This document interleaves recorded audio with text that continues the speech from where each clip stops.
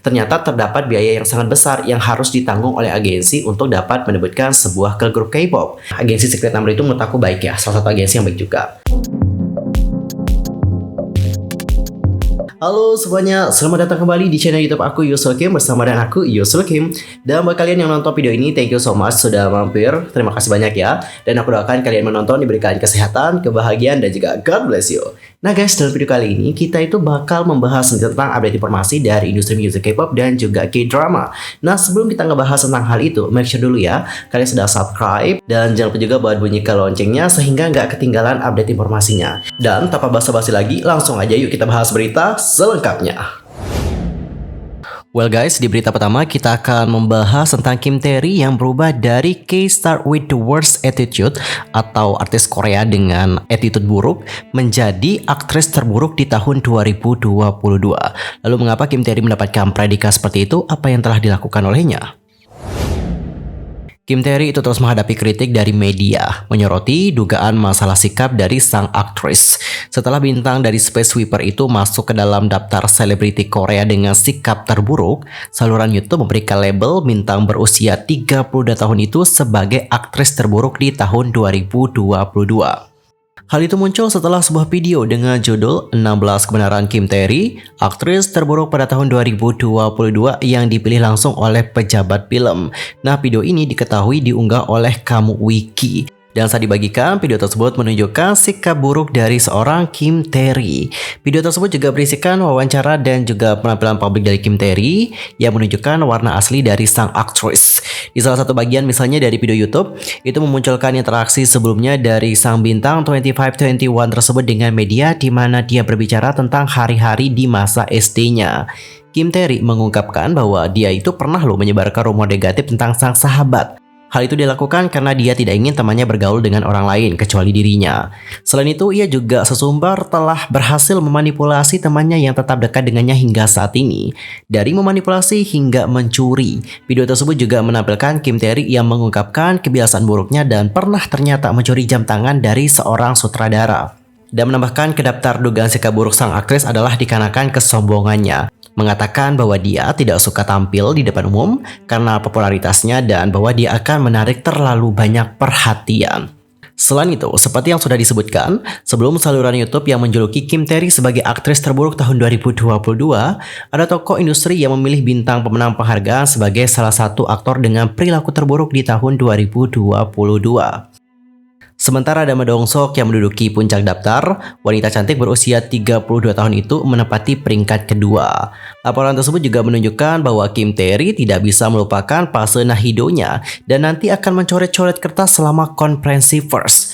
Namun, penggemar datang untuk mendukung sang aktris dan juga menyatakan ketidakpercayaan mereka.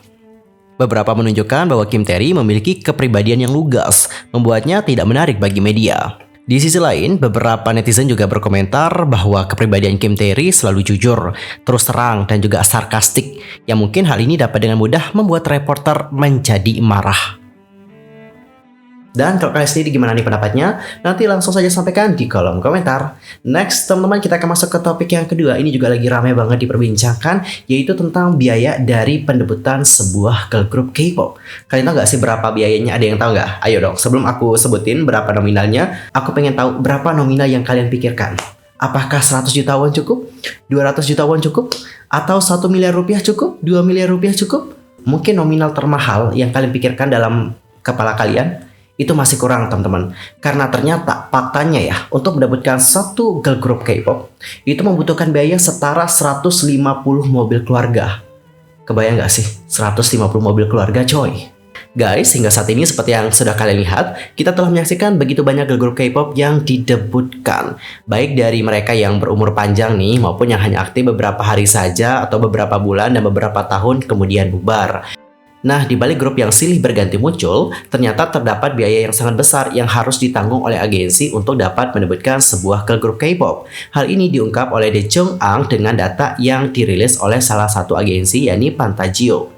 Sebelum debut, ternyata para member girl group pastinya harus menjalani masa latihan dong yang telah menggelontarkan total biaya yang tak kecil bagi agensi.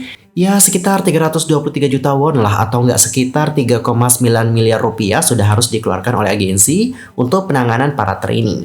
Jika telah terpilih para kandidat yang akan debut, agensi pastinya menyiapkan album dengan biaya yang tak main-main. Ya biayanya itu sekitar 2,54 miliar won atau jika dirupiahkan nominalnya mencapai 31,2 miliar rupiah. Sementara untuk para talent yang terlibat untuk debut girl group tersebut juga diperlukan dan kembali mengeluarkan biaya sekitar 31 juta won atau sekitar 381 juta rupiah.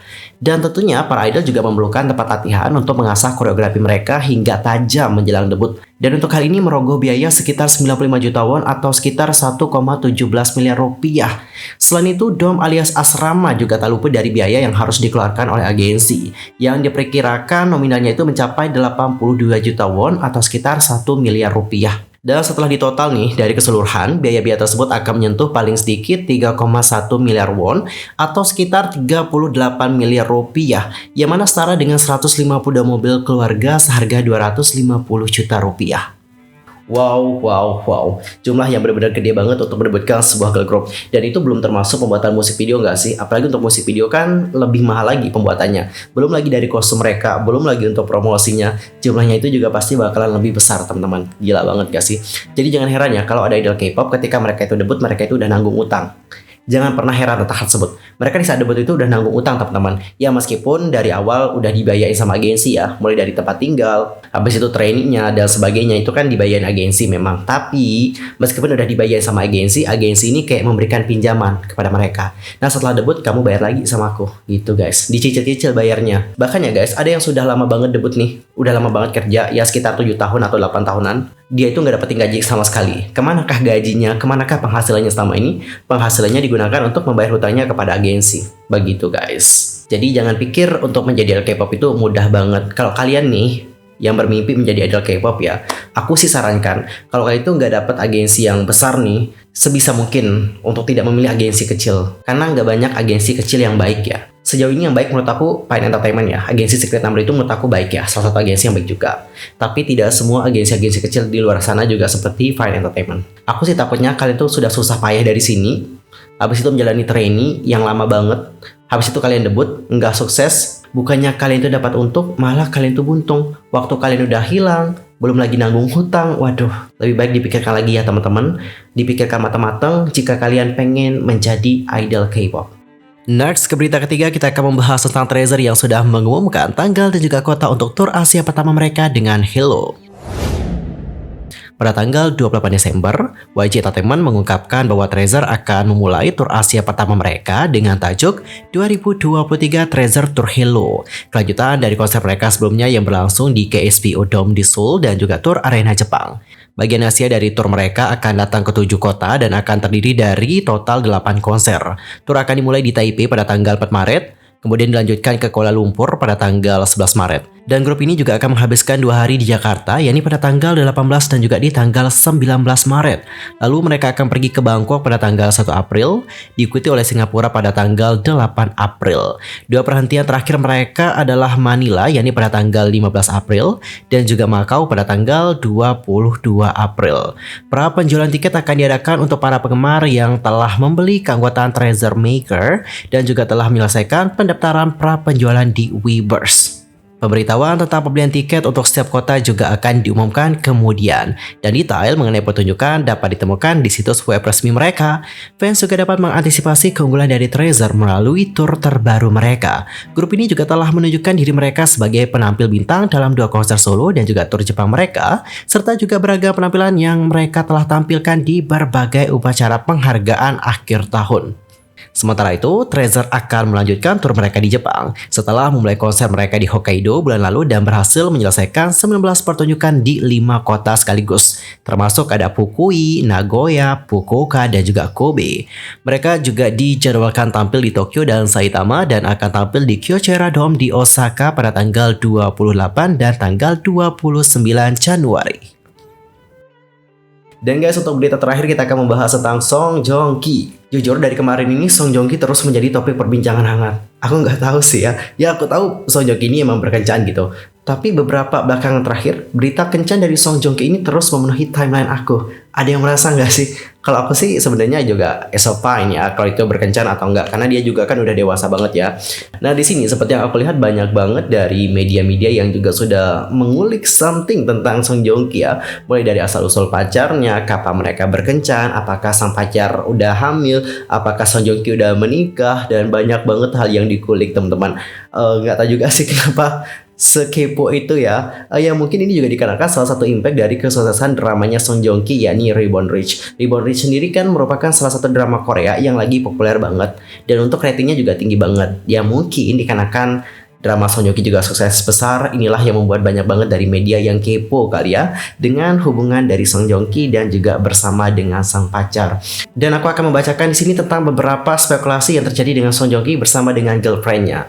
Yang pertama adalah tentang spekulasi bahwa Song Joong Ki katanya sudah menikah dengan sang pacar. Waduh, benarkah seperti itu? Nah guys, kembali pada tanggal 9 Desember ketika Song Joong Ki tiba kembali di Bandara Internasional Incheon setelah aktivitas promosinya untuk Reborn Rich di Singapura, dia keluar dari bandara dengan seorang wanita cantik di sebelahnya. Masih menyembunyikan hubungannya pada saat itu. Ketika wartawan yang berada di bandara menanyakan siapa wanita itu, dia menjawab bahwa dia adalah salah satu staf. Namun, ketika Song Joong Ki mengkonfirmasi hubungannya dengan wanita tersebut melalui agensinya pada tanggal 26 Desember, netizen kembali melihat rekaman kedatangannya dan melihat fakta menarik yang menyenangkan. Di jari manis sang wanita, itu terdapat cincin berlian besar.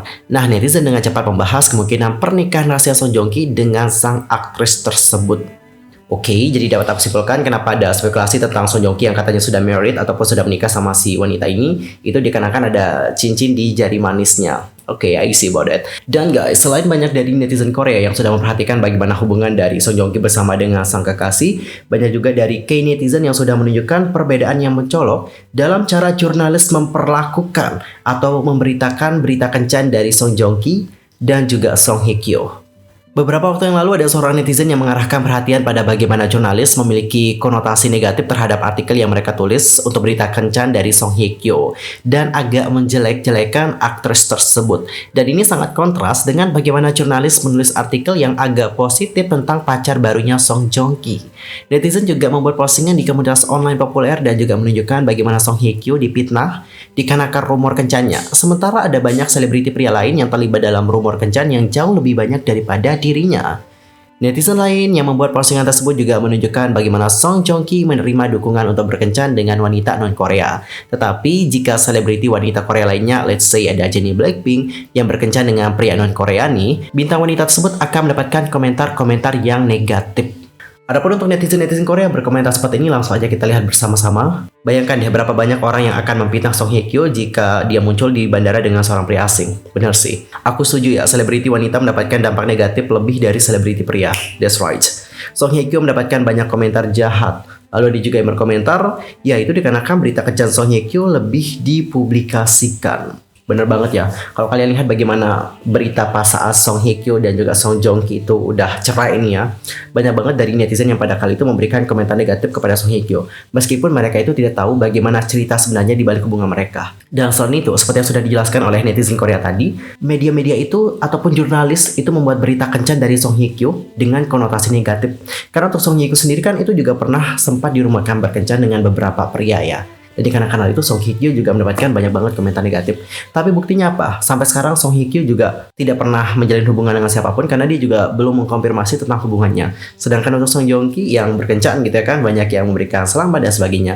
Aku di sini bukan bilang kalau kalian itu harus nge-hate Song Joong Ki, enggak. Tapi aku cuma bertanya-tanya, apa sih perbedaan dari Song Joong Ki dan juga Song Hye Kyo? Kenapa di saat Song Joong Ki punya pacar, dia itu lebih banyak didukung. Sedangkan Song Hye Kyo ketika dia itu punya pacar nih ataupun berada dalam rumor kencan, dia itu mendapatkan hujatan. Apa yang salah? Bukankah dia juga manusia? I mean like, ya mereka emang udah bercerai gitu. Tapi bukankah Song Hye Kyo juga berhak untuk move on? Jujur aku sedih banget sih melihat realita yang satu ini. Aku emang bukan penggemarnya Song Hye Kyo, tapi melihat hal yang satu ini jujur aku kayak sedih banget dan juga jelek banget lihatnya, serius. Oke, apapun itu, semoga yang terbaik aja deh buat mereka ya ke depannya. Keep fighting. Dan guys, berita tadi menutup perjumpaan kita untuk hari ini. See you next time di video berikutnya. Thanks for watching sekali lagi ya. Cukup sekian dan juga terima kasih. Sampai jumpa. Bye-bye. Jangan lupa untuk mampir kembali.